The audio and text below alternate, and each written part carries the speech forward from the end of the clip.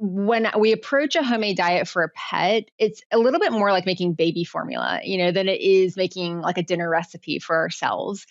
And so the level of perfection I want in that recipe is high. Most of our pets with homemade diets probably eat way more balanced and well than most of us do.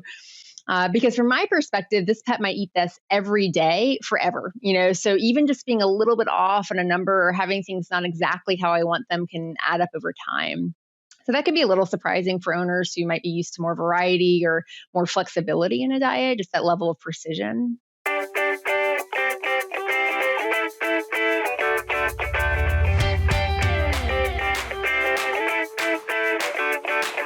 Hello, and welcome to the Pet Food Science Podcast brought to you by Wisenetics. I'm Jan Sokodolski, dedicated to bringing you the latest insights and discussions in the pet food science industry. So get ready to expand your knowledge and stay ahead with today's episodes. And today my guest, I'm really honored to have Dr. Emily Luisana. She's a veterinarian and a board-certified clinical nutritionist. Welcome, Emily. Thank you. It's an honor to be here. Yeah, so Emily you are currently in a kind of private practice, correct? Clinical nutrition service? Yes, my work partner, Dr. Bullen, and I are both nutritionists and have a private practice nutrition-focused service. So we work directly with clients, but also other hospitals and universities, and do some industry consulting as well. Great. And so today's broad topic is going to be about homemade diets. So what are the challenges, what are the logistics that pet owners need to kind of be aware when they do homemade diets? Before that, Emily, I always like to let our guests introduce themselves because we have a wide audience. So it'd be nice to see, where did you start? Where was your vet school? And how over time did you actually choose to become a nutritionist, and how your career path evolved over time? Yeah, well, I'll start before vet school. I went to NC State for undergrad and did a degree in biology with a focus in nutrition. So I've always just been really interested in nutrition. And then I went straight through, went to vet school, NC State as well. And then I went into general practice for about 7 years before getting kind of the itch. I just didn't feel done. So I went back to NC State and did an alternative track nutrition residency, which a little plug for the alternative track. It's a great way to continue kind of working and getting practical experience and doing kind of your residency at the same time. So maybe very briefly, what is the alternative track? How does it work? How long does it take, and how many weeks? How does the separation between you have to be on training versus you can be in your own practice? How does it work? Yeah, you can set that up and kind of tailor it to your needs, depending on your schedule and your mentor's schedule. And there are not many veterinary specialties that have this track. So, if you're listening and you're interested, or, you have an ability to do that within your field, I'd really encourage it, because I think it's a great way just to have different perspectives, within the different fields. So for most of us who have done an alternative track, it might take an extra year or two, depending on your work schedule. I think many of us have started thinking we'll do like 50-50 and, just kind of do it on the side. And then you just get really obsessed and end up finishing it ahead of schedule. So I'm curious. So you were in private practice for like 7 years, you said. And so what ultimately make you think that nutrition is the way to go for you? I think of nutrition as like the gateway science. It's kind of science at its most basic. I mean, not that means it's simple, but it's just this basic understanding. What do we eat to keep us alive? What do we not eat to avoid being unalive? And then hopefully being able to take that to the next level and say, what can we do with nutrition to help us thrive, not just survive. So I've always just been fascinated by nutrition for humans, for animals, and certainly being able to apply that to my patients. So it feels like home. Great. So in your current practice, what kind of work is more or less encompassing? Is it healthy animals, diseased animals? Can you tell us a little bit how is a clinical nutrition practice entail? Yeah, well, no 2 days are the same, probably for you as well. We do work with both healthy and ill patients. So sometimes, for example, anything from a growing large breed puppy that might have some special nutritional concerns, or just be perfectly healthy. And perhaps the owner wants to, home cook or do a non-traditional diet, or they just want to have really in-depth conversations about nutrition. And then, of course, we work with ill patients as well, sometimes more chronic illnesses like GI or renal disease, and sometimes critical care like feeding tubes or parental nutrition. And you also do work with companies or consulting for industry? Yes, we do some industry consulting as well, which I find fascinating. I like seeing kind of the whole spectrum. And I think very highly of our industry partners. I mean, most people who kind of seek our advice are trying to do the best for their pets and best for their clients. So it's been interesting to see kind of all aspects, even from feeding your pet from the kitchen to the bowl, all the way to the food factories. Before we come into the homemade diets, what do you see since you're in nutrition, from an undergrad until now, what is your perspectives of what changed, maybe even from the owner's perspective? What do you think are the big changes of the last years? I was just thinking about this, and not just in nutrition, but in so many industries, the rate of change is just unprecedented. The difference between me finishing school and kind of doing practice for 7 years, that change, even over the last few years, I mean, it's constant. I could spend all day, every day, just looking at new food companies, or new food science. The change is hard to keep track of. And that's for me being a specialist. I can't imagine like for a client or, a regular vet, it's a lot to keep up with. So when you talk about, for example, healthy animals, right? So when owners come to you with healthy animals, what is their perspective? Why do they seek out your recommendations? Yeah, sometimes, we're really lucky. I would say overall, our clientele is very interested in nutrition, very educated in nutrition. So sometimes they might just have questions that are kind of beyond the scope of general practice, and they just want to talk about nutrition at a high level of detail. Sometimes they have kind of their own experiences in human nutrition, and they want to see how that applies to their pet. And really taking nutrition again, not just kind of food to survive, but food to thrive. So some of our owners are kind of at that level, and that's why they seek us out. Other times they seek us out because their vet recommends it. Their pet just shouldn't eat any of the commercial options out there. They might need something really special, and they just want our guidance and advice. But if you look at, let's say, homemade diets, right? So what is kind of your typical approach when owner comes to you and says, I want to have a homemade diet? And again, probably it's challenging. So maybe we should split this into healthy animals versus diseased animals, right? That's probably easier. So when a healthy animal comes and owner wants to do homemade diets, what is usually their motivation and how do you approach the recommendations? Yeah. So for healthy pets, one conversation that I usually can skip is why. They usually come with me, to me already with their reason why they want to feed, which is great. I think it's super helpful to hear where the client's starting, what their priorities are, what kind of time they have, what type of budget they might have. All of that can really affect how I might approach a diet. Even things like the pet size, cooking daily for a Great Dane is a completely different ballgame than a Chihuahua. uh, so that's one kind of big difference, I would say, in approach if it's a healthy pet. Healthy pets are fun as well because I typically don't need to worry as much about picky behaviors. So preferences are usually a lot more open. The kind of variety that we can build in for a healthy pet as well tends to be greater than our ill patients. And we might have slightly different initial goals. I would say for all those, both ill and healthy pets, we usually approach it in phases. So, phase one might be getting a grip on just what does this pet like? How are the logistics going? Getting the essential nutrients into them. And then phase two might be making life a little more complicated, adding in other recipes or varieties or kind of tailoring it to the pet's response. So maybe can you tell us maybe a little bit what are the common motivations of pet owners to home cook for healthy animals?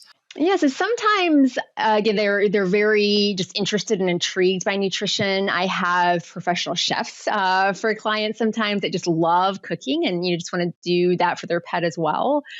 I have some clients that come to us because of a distrust or concern with commercial diets. Sometimes it might be related to things like back orders or the inability to kind of get the diets that they want, recalls, and sometimes it's education. Sometimes after we discuss like how industry might approach a diet or what the priorities for this patient are and the reality of home cooking, sometimes people change their minds. So that can happen. And again, it is a big undertaking, and I want to make any of these diets sustainable for the owner and make sure we're all on the same page. So it is always good to cover like what your goals are and the biggest concerns. So what are the challenges and logistics that a pet owner needs to be aware of if they decide to home cook?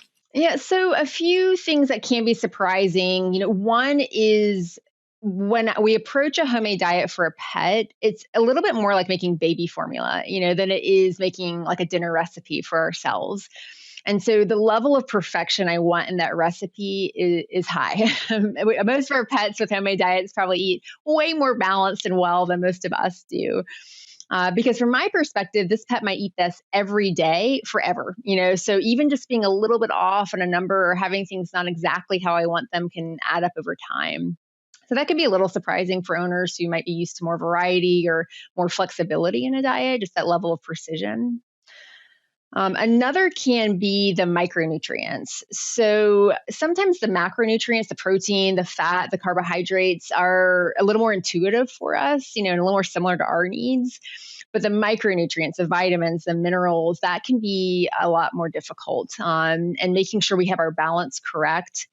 Sometimes also getting the pets to eat that's kind of the least palatable part of the diet. So sometimes making sure they actually, get those important nutrients can be a logistical challenge. So do you have any, maybe just since you mentioned the macronutrients and palatability, is there any tricks you have that they make it more palatable, or is it just still part of the entire diet? It depends. I always warn people it could be an issue because when you go to the trouble, to get this recipe, to cook for your pet, it can really crush your soul to see them reject it, and not like it. And it's typically, no insult to the chef. It's typically related to the taste of those vitamins and minerals. So the biggest thing I would say is to go slow. Don't go 0 to 60 with introducing the supplements. We go really, really slow in the amounts. It might take 3 or 4 weeks or more to build up to the total supplement amount, but that's totally fine as long as we're making progress. And I should say I'm very picky about supplements. Again, we're kind of treating this like baby formula, and the supplement industry can be a little bit like the Wild West. So I have a short list of supplements that I like.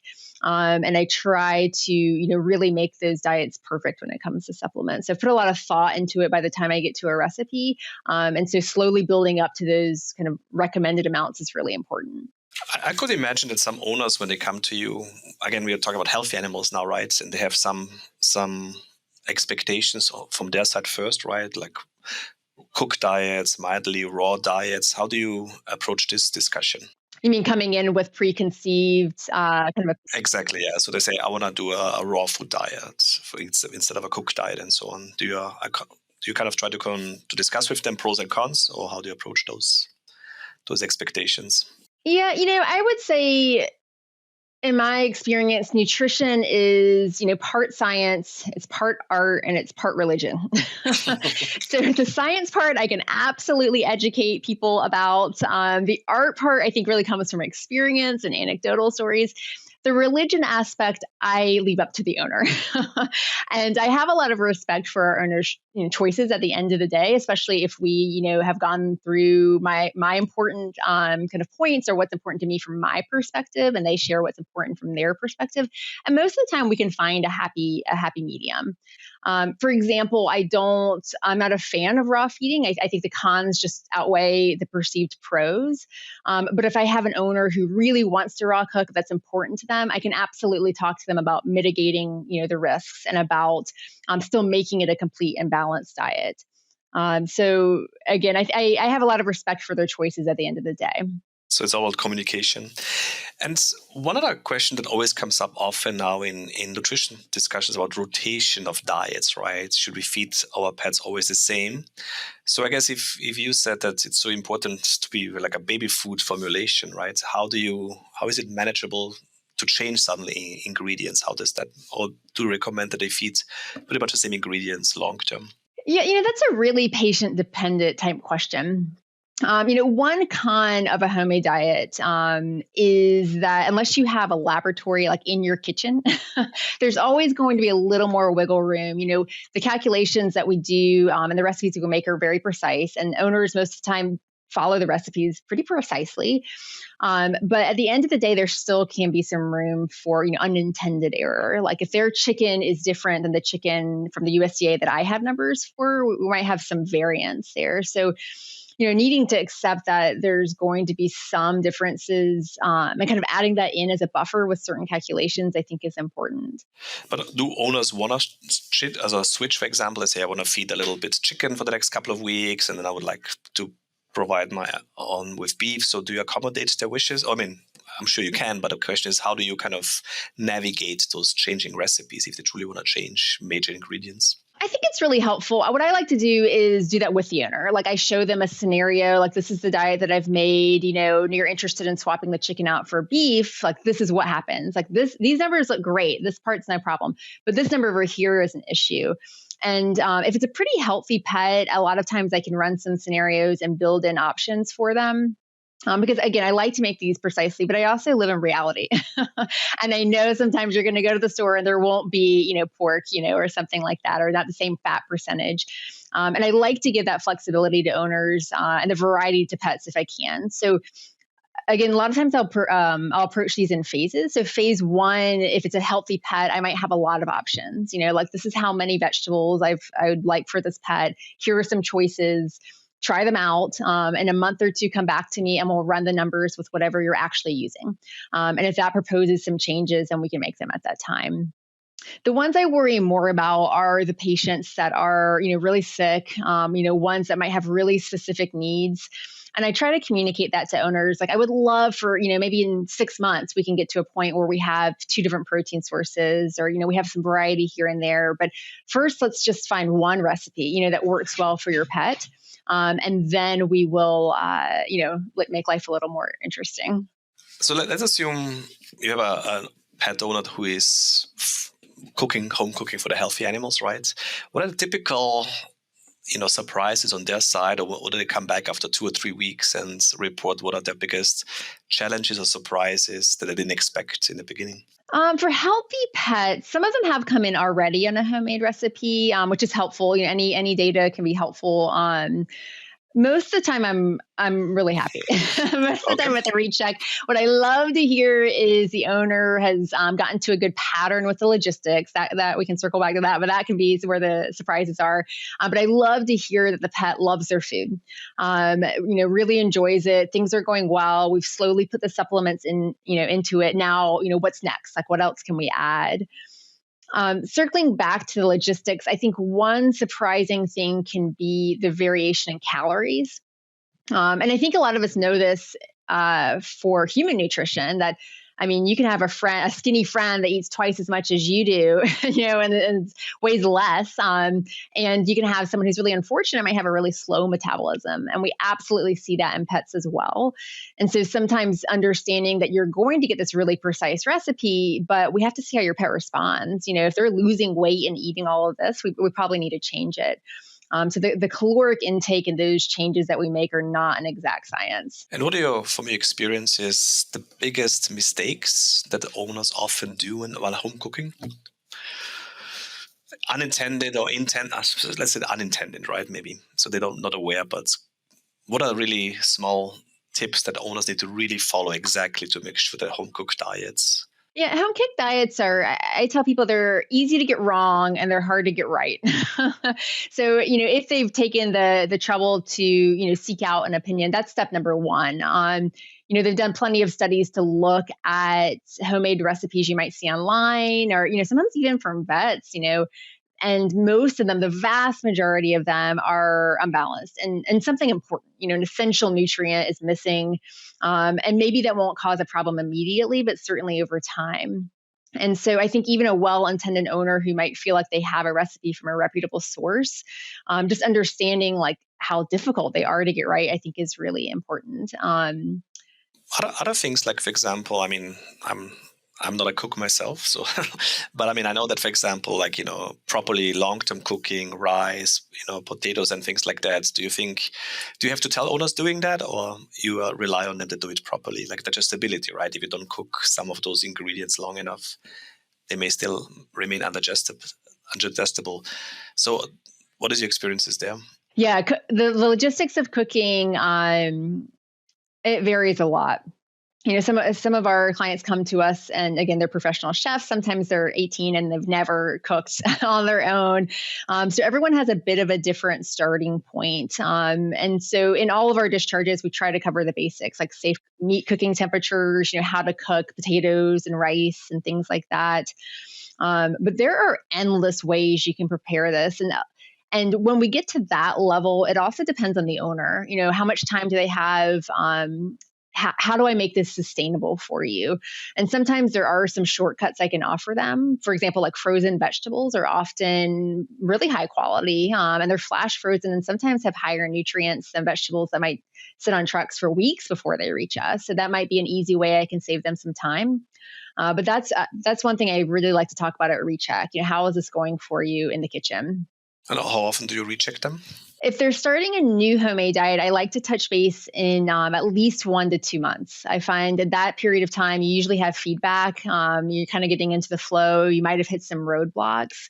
And I really want to check and see how that supplement introduction is going. We have only a few minutes left. Let me talk a little bit about the disease part of that's also probably a very, very challenging area. So how do you approach those comorbidities, for example? That's probably, I would assume that many veterinarians maybe transfer patients to you, to nutrition service, or what is the most common reason why a veterinarian would send a nutrition consult? Yeah, so some common disease processes for homemade diets would be PLEs, so protein losing enteropathies, and those patients often need an ultra low fat diet. Sometimes the protein source can be very important as well. Weight loss is a huge thing we need to address with a lot of those patients. Renal disease is a really common one as well. Typically, those patients are not eating well. There are a lot of renal commercial diets out there, but maybe the pet doesn't like them, or maybe the owner just wishes to cook. So that one's really common as well. And then, as you mentioned, you can have more than one thing going on, which can make it a little difficult. And for those patients, we just take a critical look at what their priorities are.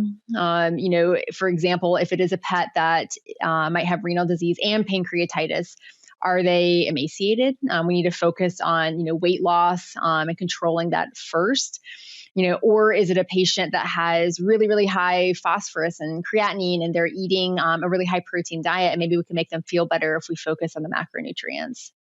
So maybe a final question is, for me, is one thing that we always, obviously, nutrition becomes so important, right? So that's when we look at information out there. What do you think as a clinical nutritionist? What is, I think, a lot of misconceptions out there? Not misconception, but let's say things that could be easily addressed. Maybe a lack of information, right? Either for the veterinarian, for the general practitioner, also specialist. What could be like 2 or 3 things that you often see that could be already have been addressed in an earlier stage before they come to you? Yeah.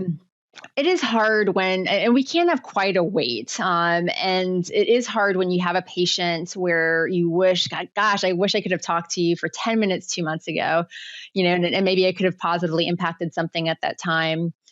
One thing I would say to referring vets is if they ever think something shouldn't wait, like always let us know. We're more than happy to give some type of advice to tide them over, or if price is a concern. I know it could be expensive seeing specialists. If there's anything we can offer via email, like we're more than happy to talk to another vet. That's a standing offer.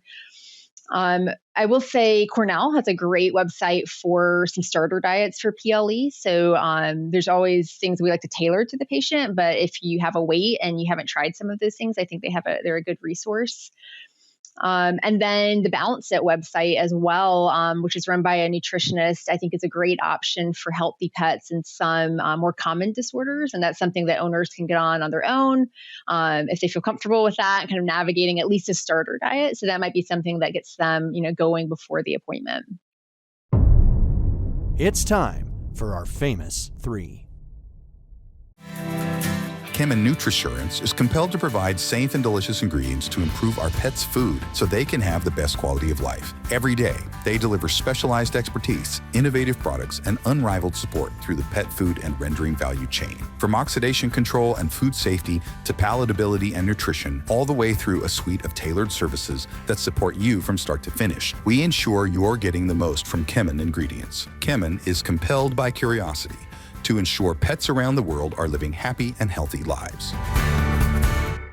So that brings me kind of to some one or two final questions, a little bit on the side of our topic. But you already mentioned Cornell website. Is there any other a book that you would recommend for people who really want to get a little bit into the nutrition themselves? Is there any books you could recommend? We need a new book. There are some resources. So Mark Morris has, we call it the Big Blue Book of Nutrition, which is a lot. If you ever can't sleep one night and you want to read through that, it's free. It's online. An owner can absolutely read through that. But some of the information is pretty dated. The basics, and there's some great kind of visuals in there. So it's something I still share certain graphs with owners as a visual, for example. And it's a great start, but it is a bit dated. So if any nutritionists have some extra time and want to rewrite a book, I think there's absolutely room for that. Another web sources that would be useful? So Tufts has a great blog. I don't know if you've seen it, the Pet Foodology, where I think they have very client-friendly articles about common issues. And I think they're kind of restarting some newer issues this year with that. That's a great one. Wasava has a wonderful kind of nutrition toolkit. So, for example, a lot of pet owners and GPs sometimes are interested in kind of evaluating pet food brands, and they just don't even know how to approach that. They have a great one-pager of going over different questions you can ask. There's always more to talk about, but I think it's a really good starting point. Great. So that brings us to the end of our episode today. Thank you so much, Emily. And then it was great because I think nutrition is, especially the clinical side, is so important in really understanding all of the interactions between disease and nutrition. So this brings us to the end of our episodes. And this concludes another episode of the Pet Food Science Podcast, presented to you by Wisenetics. Thank you for joining us today. Don't forget to subscribe to our podcast to stay updated on future episodes. And if you enjoyed today's episode, please leave us a review. Your feedback is invaluable to us. And until next time, this is Jan Sugodolski from the Pet Food Science Podcast signing off. Goodbye.